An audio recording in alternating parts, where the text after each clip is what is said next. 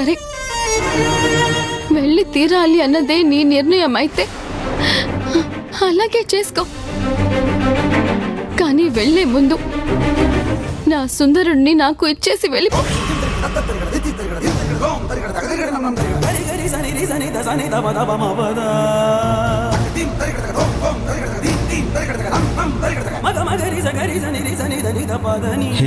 ఏంటి నువ్వు అనేది? అర్థం కాలేదు. నేను ఎంత బ్రతిమలాడినా నీ పంతం నువ్వు వదులుకోనప్పుడు నేను ఇచ్చిన నా సుందరుడి వస్తువులు నీ దగ్గర ఎందుకో తిరిగి ఇచ్చేసి వెళ్ళు. ఇప్పుడు ఎందుకు అవి? నీకు చెప్పాల్సిన అవసరం నాకేంటి? నువ్వు నాకు అన్ని నిజాలు చెప్తున్నావా ఏంటి? నా వస్తువులు నాకు ఇచ్చేసి వెళ్ళు, అంతే. వాటి వల్ల నువ్వు చాలా సమస్యలు ఎదుర్కొన్నావు, అందరితో మాటలు అనిపించుకున్నావు. ఇప్పుడు తీసుకెళ్ళి నువ్వేం చేసుకుంటావు? ఎవరు ఎలా పోతే నాకేంటి అనేగా నువ్వు బంగ్లాదేశ్కి వెళ్తున్నావు. అలాంటప్పుడు ఆ వివరాలు నీకెందుకు? నేను ఏదైనా చేసుకుంటాను. నా సుందరుడు పంపిన వస్తువులు నాకు మాత్రమే సంబంధించినవి కాబట్టి అవి నాకు ఇచ్చేసి వెళ్ళిపో.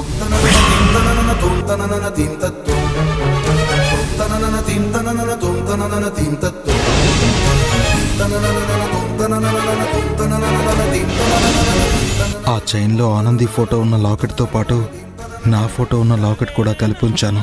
అది ఇప్పుడు ఎలా ఇవ్వగలను? అవి ఇక్కడ లేవు. ఎక్కడున్నాయో చెప్పు, నేనే తీసుకుంటాను. నా సుందరుడు నాకు పంపిన వస్తువులు తీసుకునేదాకా నేను ఇక్కడి నుంచి వెళ్ళను. అమ్మ చూస్తే లేనిపోని అనుమానాలు వస్తాయని వాటిని నేనే దాచాను. ఇప్పుడు అవి తీస్తే అమ్మకి దొరికిపోతాను. రేపు పొద్దున్నే ఇస్తాను. చాలా తినేసి పడుకో. నేను తినను.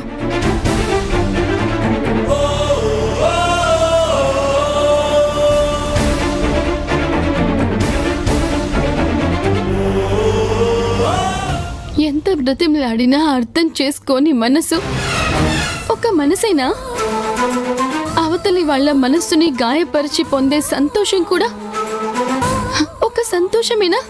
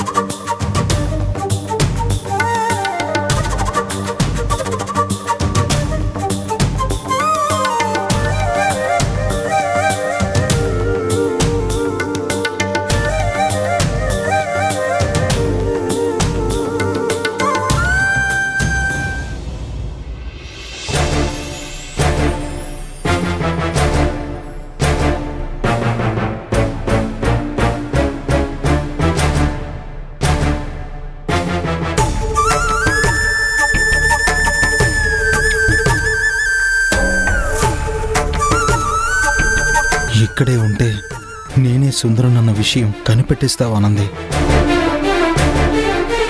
అందుకే నేను ఈ దేశమే వదిలి వెళ్ళిపోతున్నాను.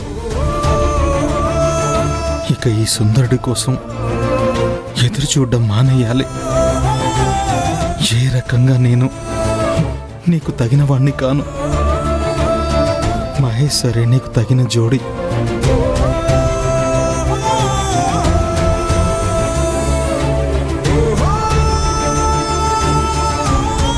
ఏదో ఒక రోజు నేనే సుందరుణ్ణని నీకు తెలుస్తుంది ఆనంది. ఆ రోజు నువ్వు నాకంటే ఎక్కువగా బాధపడతావు, తల్లడిల్లిపోతావని నాకు తెలుసు. కానీ అప్పటికే మహేష్ గారితో నీ జీవితం సుందరంగా ఉంటుంది. అప్పుడు నువ్వు ఇవాళ నన్ను అడిగిన ప్రశ్నలకు సమాధానాలు దొరుకుతాయి. కష్టాలనే కడలని దాటగలిగితేనే సంతోషం అనే తీరాన్ని చేరగలం. అప్పుడే దాని విలువ మనకి తెలుస్తుంది.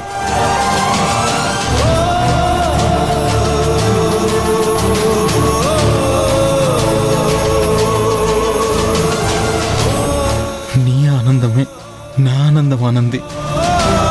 ప్రస్తుత పరిస్థితుల్లో నిన్ను విడిచి వెళ్ళడం తప్ప నాకింకో దారి లేదు. కడలి పొంగే కెరటమా, అంతు చిక్కని కావ్యమా, మదిలో నిలిచి నవ్వే తీరమా, చేతి కందని హృదయమా, పసిడి కలల గానమా, ఆత్మ చిలుక ఆశల రూప